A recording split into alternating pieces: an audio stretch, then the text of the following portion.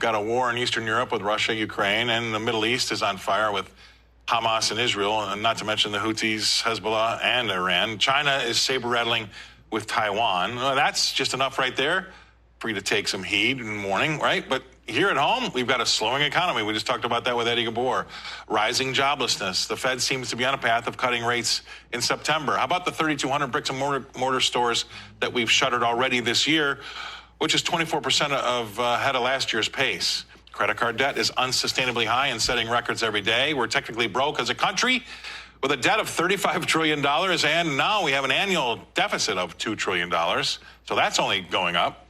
We thought we'd bring on our next guest analyst to help show us the way to prosperity, or at least what he thinks is going to be happening here the last 5 or 6 months of the year. David Stryzewski, thanks for being on the show. I appreciate you coming on. What are your thoughts? I mean, there are a lot of things. I didn't name them all. I just had to do a few just to fit them all in. But what are you thinking?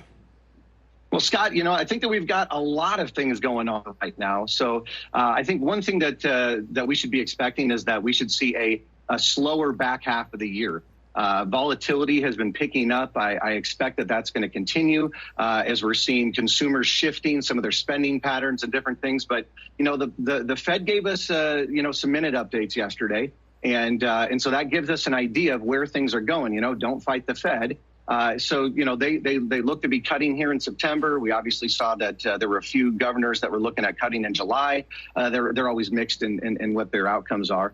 But, obviously, we just saw, the 818,000 job revisions just show up. So, there's a couple things I think are important. That's not a statistical error. That is literally a statistical error is like 2 to 3%. That is literally fraud. This was 25% of the numbers reported actually didn't even show up. And of course, the market's rallied to all-time highs, which is what we're talking about right now in the second part of the year. But, the market's up to 18.5%. We thought it was going to do about 8.5% at the beginning of 2024. So even if it pulls back 10%, technically, that's an amazing year. That was, what was expected. So, we could see a more choppy, Q4 here as we continue to move forward with this election.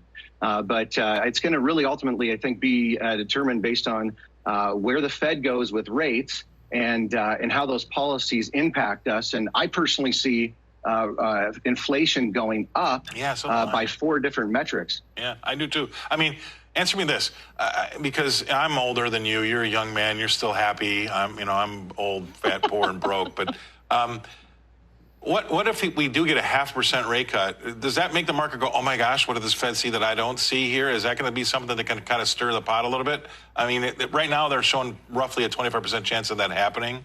And we've got a 75% chance of expectation of a 0.25% cut. But do they throw their toys out of the pram and get worried if we see a half? I don't think that they're changing the way that they operate. They're going to do 0.25 point drops. The reason why they can't do bigger than that is that they're going to spook the market, and they need people buying treasuries. I mean, IOUs on U.S. dollars for future payments, and we need to be able to keep that rate high. And so if you start going into crisis mode, your treasury drops significantly, no new buyers. That's a really, really, really big problem when deficit spending is obviously getting the job of inflation down, but we're deficit spending like crazy, and basically that's our only answer for how do we get out of tough times is just, put it on the taxpayer and, kind of do some version of a manipulation there. So I don't think that, 25 or 50 basis points really makes that big of a meaningful difference. But I think that they better be cutting every single meeting going forward, or it's really going to spook the market. Well, I mean, do you think, I don't think 5.25, 5.5 is too high. I mean, if you go back to 1970, 5.47 is the average Fed funds rate going back to 1970.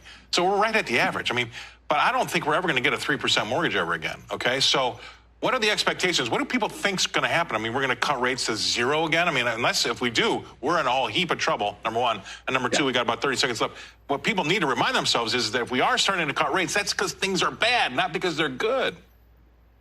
Things have been declining for 40 years. September 1981, we've been reducing interest rates. We've not known cycles where interest rates have been rising in this higher for longer environment.